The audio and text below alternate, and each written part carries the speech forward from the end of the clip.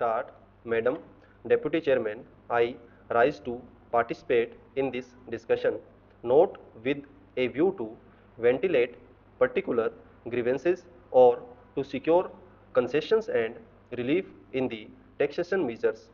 I am one of these who believe that there is no justification for additional taxation unless the condition laid down by the Taxation Inquiry Commission are compiled with it. It was a commission presided over by no less a person than Dr. John Mathai, one of our illustrious finance minister, and it laid down that there was no justification for any additional taxation unless we compiled with two or three conditions. One condition was that whatever tax was realized was being properly spent, that there was no wastage or superfluous expenditure being incurred. The Commission had pointed out that out of every rupee that was being raised by the government, 60 paise were being spent on administration and about 20 paise were being spent on social services including education, etc., and the balance for other things. Another was that whatever tax was being imposed should be realized before we brought out measures for fresh taxation. That they also had suggested that there was sufficient room for economy in all the ministries and departments, and effective steps should be taken forthwith to enforce the maximum possible economy in government expenditure. Now we have before us this audit report for 1961-62, which was presented to the Lok Sabha on the 6th June and which came to my hands last night, and I have not been able to study it. I find that during the last 5 years we have imposed additional taxation, and at the same time our revenue expenditure has gone up by about rupees 42 crores. So on the one hand we say that we are raising this money, these taxes, for the implementation of the plan, and for that reason every chief minister and ministers go about saying that we want money for the implementation of the plan. But what are the facts? We find that the money that has been raised is being used for administrative purposes, so it is not correct to say that. On the other hand, it is not proper because you must know that no plan, however well balanced and well thought out it may be, can be implemented in a democratic setup unless you can enthuse the people. We have been depending either on foreign aid or on indirect taxation or deficit financing, and more than once I have pointed out that these measures will not help to enthuse the people, and unless the people are enthused, we will not have any successful results so far as planning is concerned.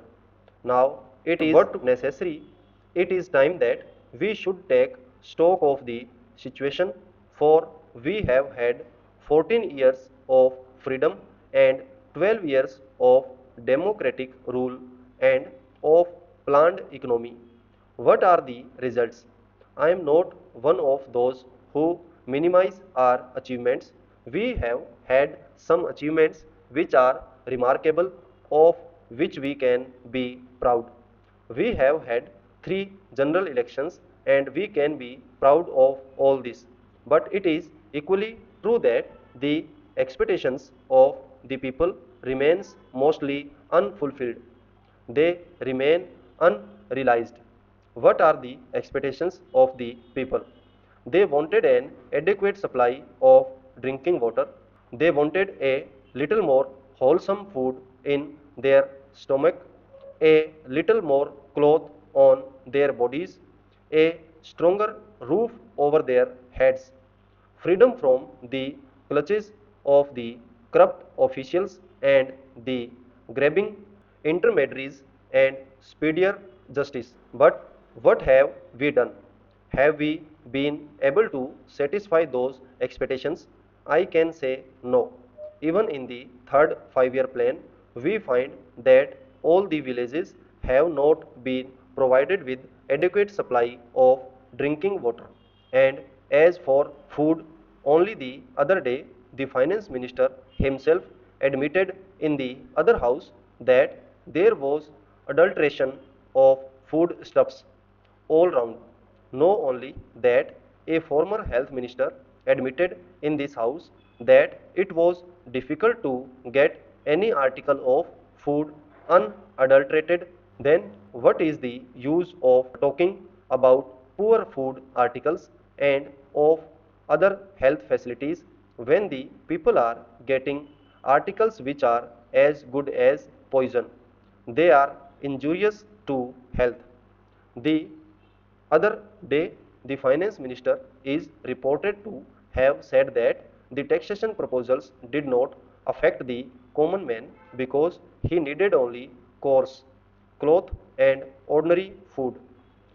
During the last 5 years, we have raised rupees 424 crores more, including the taxation measures. This year, the increase in revenue will be about 75%. Since 1956, we have raised additional taxation to the tune of 75%, and during the 5 years preceding this year, the revenue expenditure has gone up by 85%.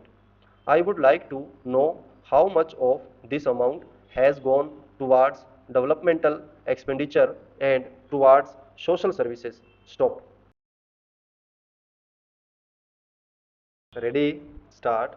Madam Deputy Chairman, I rise to participate in this discussion, not with a view to ventilate particular grievances or to secure concessions and relief in the taxation measures.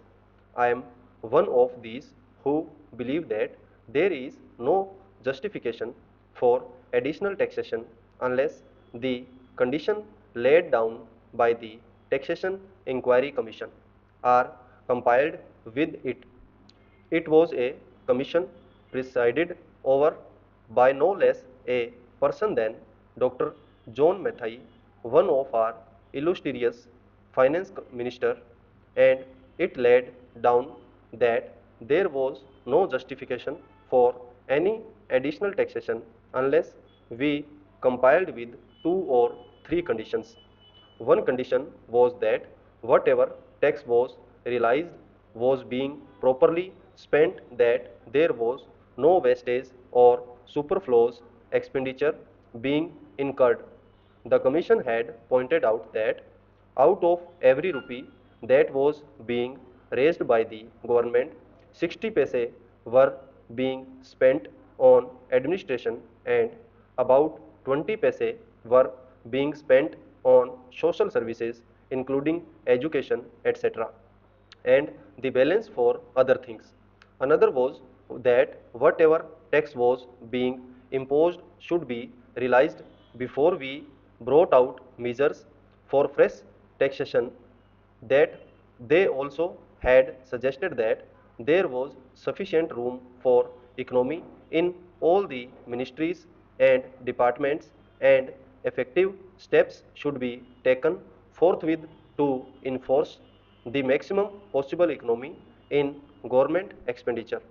Now we have before us this audit report for 1961-62, which was presented to the Lok Sabha on the 6th June and which came to my hands last night, and I have not been able to study it.